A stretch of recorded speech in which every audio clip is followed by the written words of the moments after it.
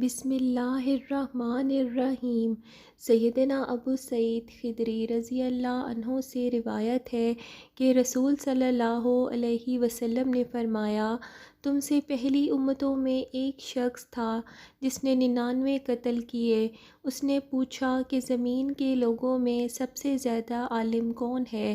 لوگوں نے ایک راہب کے بارے میں بتایا۔ وہ اس کے پاس گیا اور کہا کہ اس نے 99 قتل کیے ہیں، کیا اس کے لیے توبہ ہے؟ راہب نے کہا، نہیں، تیری توبہ قبول نہیں ہوگی۔ اس نے اس راہب کو بھی مار ڈالا اور 100 قتل پورے کر لیے۔ پھر اس نے لوگوں سے پوچھا کہ زمین میں سب سے زیادہ عالم کون ہے؟ لوگوں نے ایک عالم کے بارے میں بتایا۔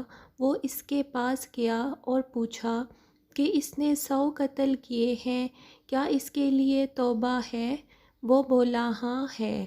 اور توبہ کرنے سے کون سی چیز منع ہے؟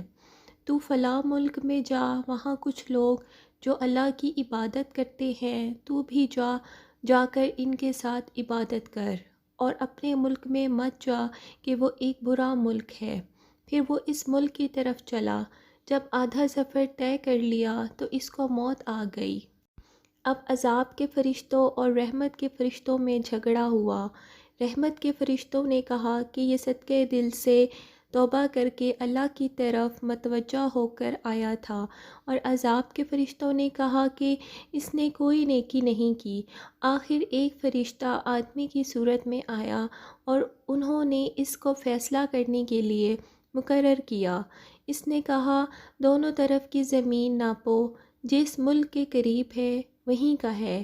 تو فرشتوں نے زمین ناپی تو انہوں نے اس کو اس زمین کے قریب پایا جس کا اس نے ارادہ کیا تھا، یعنی رحمت کے فرشتے اس کو لے گئے۔